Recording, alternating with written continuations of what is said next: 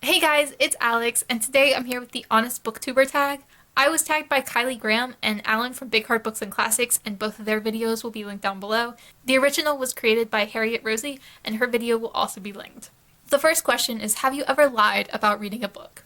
Unintentionally? Yeah, sure, a number of times. Intentionally? Only in a school setting. Like, when the teacher asks if you've done the reading, and I say sure, even though the answer is no, not since week two. The only time I've ever explicitly lied about reading a book intentionally was in ninth grade when my English teacher assigned us to read Fahrenheit 451.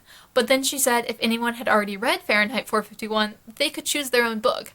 And I had nothing against Ray Bradbury. I still actually really want to read that. I just wanted to choose my own book, so I told her I'd read it, and she believed me because I read a lot. But in general, no, I don't ever lie about reading books because there's really no point. Question two is, have you ever avoided a book because of controversy about the content or author? Yes, I have. It doesn't happen often, and a lot of the time I will read a book for myself just to see, but especially when the issues are about groups I'm not a part of. I don't mind reading a book if people are like, this book is really sexist. I'm like, okay, well, I'm a woman, so I feel okay reading that. Versus if people are saying this book is really racist, it's like, okay, well, it's not my place to have really any opinion on that. So for those kind of things, I will not read a book, but it doesn't happen too frequently, and I think most of the time I don't have any interest in reading those books anyway. So it is something that I do take note of, and it doesn't mean that I will never read a book that I hear bad things about the author or the content.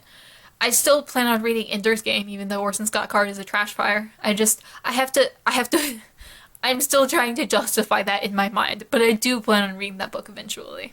Question three is, have you ever been sent a book for free and not disclosed it?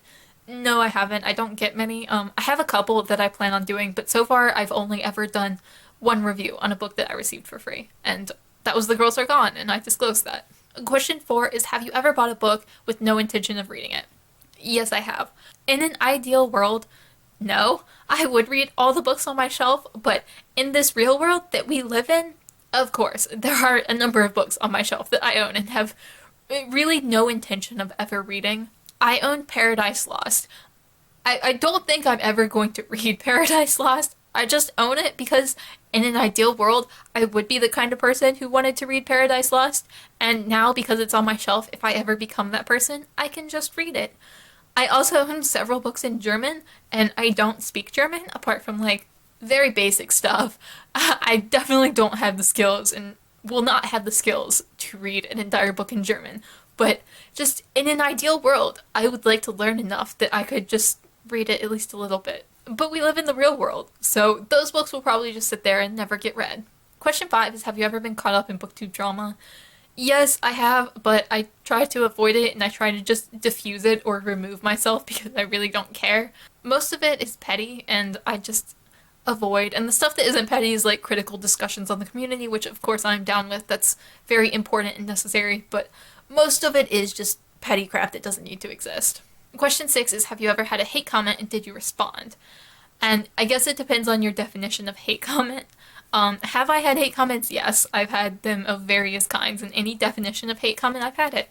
But did I respond? I will respond sometimes to trolls, but I don't respond to actual comments that are directing hate at me. If someone's just being a troll, does whatever, it amuses me to respond and act like they left their comment in good faith. But if it's profanity or threats of any kind, then I don't respond to that. I just delete it and block them.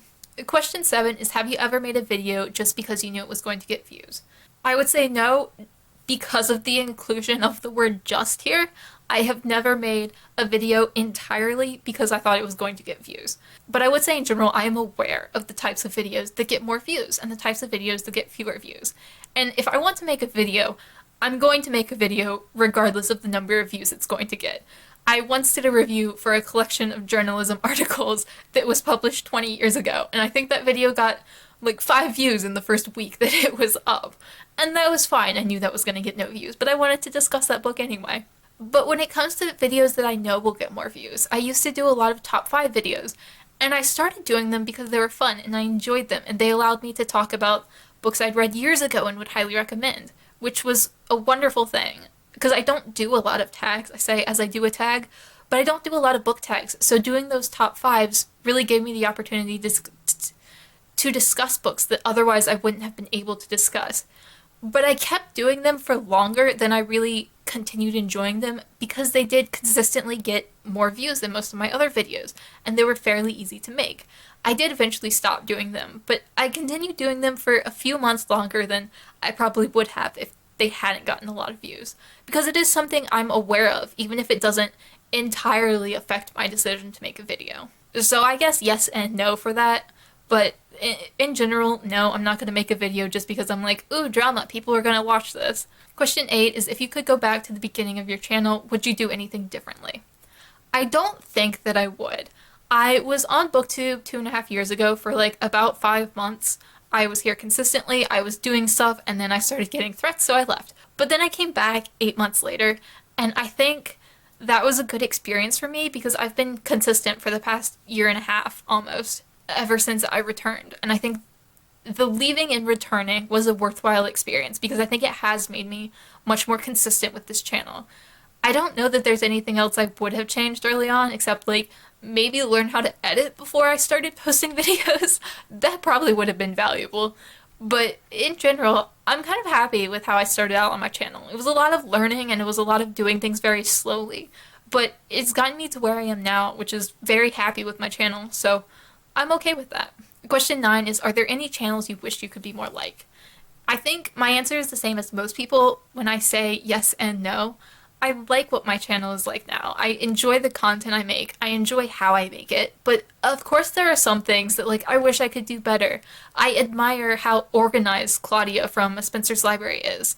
Her channel is always so well done and so just calming and nice, and she has really good equipment, and she plans her videos, and like that's a wonderful quality. And I love how relaxed Cozy Reader Kelly is in front of the screen, and how it just, her videos always seem like a conversation, and very conversational and chatty and lovely, and I do admire these things and wish I could improve on them. But at the same time, I like what my channel is. I like that I just kind of sit here and ramble about the books I'm reading, or like ramble in tag videos and say nothing of any value.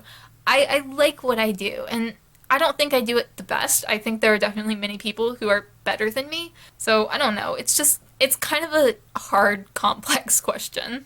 And then question 10 is, what's something you love about your channel? And I think the number of reviews I do and the variety of books and the variety of my thoughts on these books, I like that I actually discuss how books are crafted, and I almost like, I don't want to say I review books from a writer's perspective, but I think having studied creative writing a lot in college, because I was a creative writing major before I left, I think that does impact the way that I review books, because I think about them as a writer and I think of things that the writer could have done better.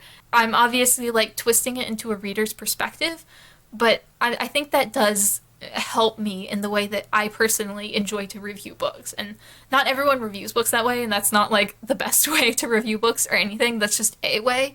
But I like how I review books, I guess, is my answer to this question. And then I'm going to tag a few people. I'm going to tag Kylie A because she just came back to Booktube after a long hiatus, and I don't think she's done this tag. I'm going to tag Time for Books, and I'm going to tag Tia and All the Books. So definitely check out their channels. I will link them down below. They're all very lovely, wonderful people. And as always, thank you guys so much for watching, and I will see y'all again soon.